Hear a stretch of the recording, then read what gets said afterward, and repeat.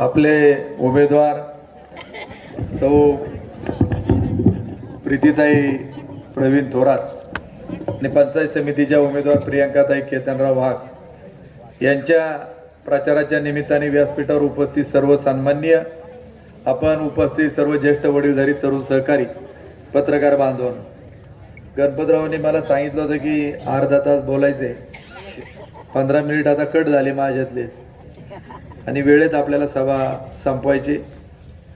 या निवडणुका 2017 साली झाल्या, 22ला मुदत संपली आणि तदनंतर गेले 4 वर्ष प्रशासकीय कारभार झाला.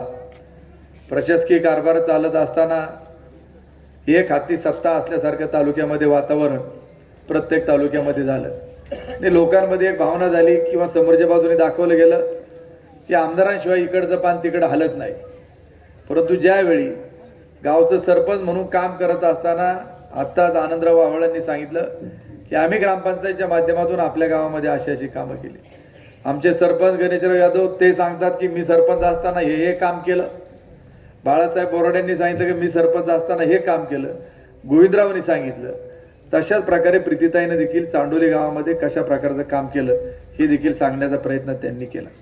मग उद्याच्या काळामध्ये ज्यावेळी जिल्हा परिषद पंचायत समितीचे सदस्य आपल्यामधून निवडून जातील त्यावेळी त्यांची देखील कामं आहे की काही कामं टपाल खातं हे केंद्राकडे येतं, रेल्वे खातं केंद्राकडे येतं, हे वाटून दिलेलं कामे नॅशनल हायवे केंद्राकडे येतं. स्टेट हायवे राज्य सरकार करत असेल, जिल्ह्याचं उपरुग्णालय राज्य सरकारचं असेल, पोलीस स्टेशन राज्य सरकारच्या मार्फत.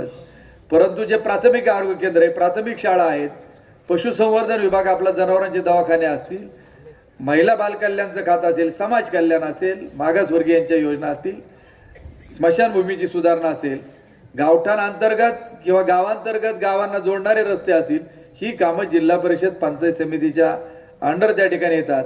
उद्या ज्यावेळी तुमचा आमचा हक्काचा माणूस त्या ठिकाणी जाईल त्यावेळी तुम्हाला दुसऱ्याच्या दारात जावं लागणार नाही. आणि आज बऱ्याच लोकांना पिंपरखेडची लोक आहेत मधल्या काळामध्ये गेले आणि त्यांनी सांगितलं की आमदार साहेब की आम्हाला आमच्या गावामध्ये असं काम करायचे, असा निधी आम्हाला पाहिजे. त्यावेळी त्यांनी सरळ सांगितलं की लगेच आकडेवारीचा कागद काढला की पिंपरखेडमध्ये आम्ही 500 मतांनी पाठीमागे आहोत, सविंद्यामध्ये 750 पाठीमागे आहोत, तुम्ही ज्याला मतदान केलं त्याच्याकडे जा. मी आज आपणाला सांगतो की ज्यावेळी जिल्हा परिषद आणि पंचायत समितीचे आपल्या हक्काचे सदस्य निवडून जाणार आहेत त्यावेळी आमदाराच्या दारात जायची वेळ या सामान्य जनतेला त्या ठिकाणी येणार. आणि बऱ्याच वेळा सांगतात की विकास विकास विकास. ठीक आहे, माहिती आहे आम्हाला, तुमच्या समेत आम्ही 32 वर्ष काढलेले, तुम्हीच सगळं केलं, आम्ही काहीच केलं नाही.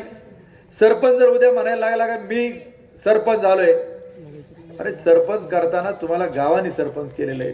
गावातला एक प्रत्येक सदस्य आणि नागरिक हा तेवढाच महत्वाचा आहे आणि त्याच्यामुळे तुम्ही त्या पदावरती बसलेला आहे. तसं आमदार होत असताना समुद्र काही एकटा मोठा होत नाही. कधी समुद्राला ज्यावेळी सगळ्या प्रकारच्या नद्या जाऊन मिळतात त्यावेळी तो समुद्र होत असतो. कोणताही नेता कार्यकर्त्याशिवाय मोठा होत नाही हे देखील मला त्या निमित्ताने सांगायचे. म्हणून भीमाशंकर सहकारी साखर कारखान्यामध्ये काम करत असताना ते काम देखील तुम्ही पाहिलं की अडचणीतली संस्था बाहेर कशी काढली. याच्याकरता शेतकऱ्याचं योगदान मोठे आहे की शेतकऱ्याच्या वावरामध्ये आपण गेलो, त्याला ऊस लागवडीचं तंत्रज्ञान शिकवण्याचं काम केलं, त्याच्यात विश्वास दिला की ऊस चांगल्या प्रकारे पिकावलं, टनेज काढलं तर तुम्हाला चांगले पैसे मिळतील. आम्ही लोकांना त्यावेळी शब्द दिला होता की तुम्ही ऊसाची गाडी कुठल्याही काट्यावरती या ठिकाणी वजन करा, जर त्याच्यामध्ये वजनात तफावत आली तर आम्ही त्या पदावर बसायला लायक नाही, हा शब्द मी कायम त्या ठिकाणी दिला. आणि आज देखील मी आपणा सर्वांना सांगतो की या पुढच्या काळामध्ये देखील वजनाच्या बाबत तुम्हाला काय वाटलं ती जबाबदारी संचालक म्हणून माझी निश्चित आहे.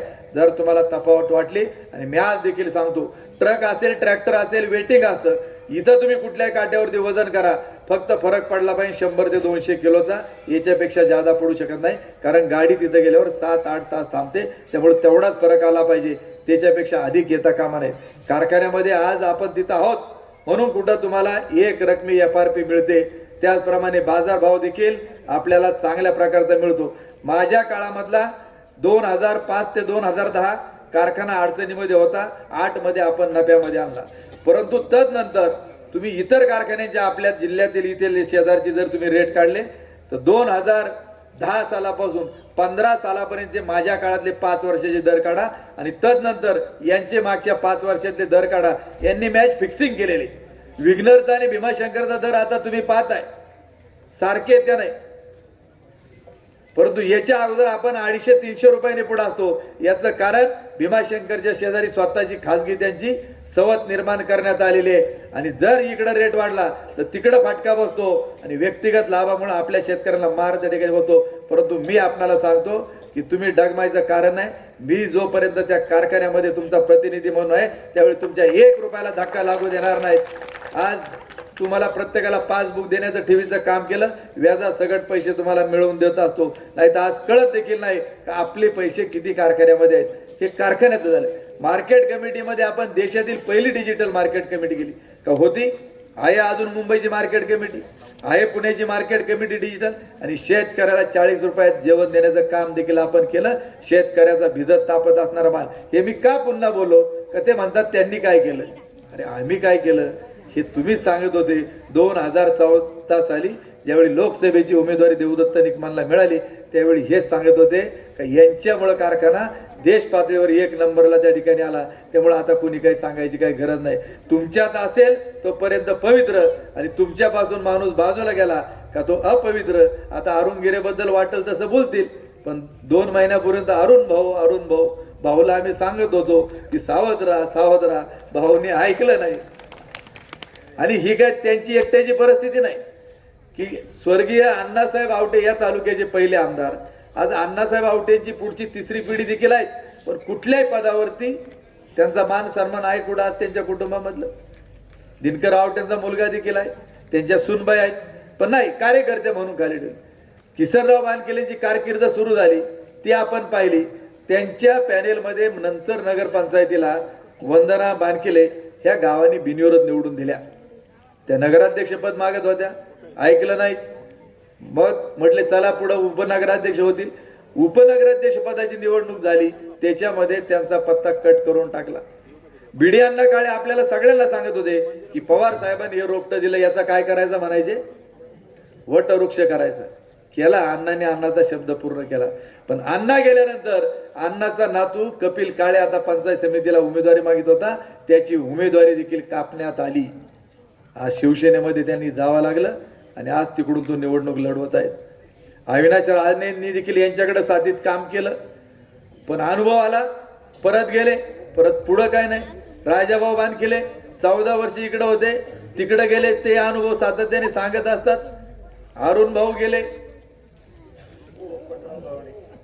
शिवाजीराव दादांचं लोकसभेला म्हणले या इकडे घड्याळावर उभा राहा, राहिले उभे, निरगुड सर मायनस करून टाकलं, मागची कसर काढून टाकली.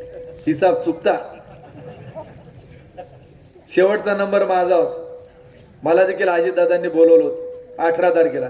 त्यावेळी मी दादांना सांगितलं की दादा तुम्हाला सगळा इतिहास माहिती आहे आंबेगावचा, आमची निवडणूक कशी झाली काय झाली.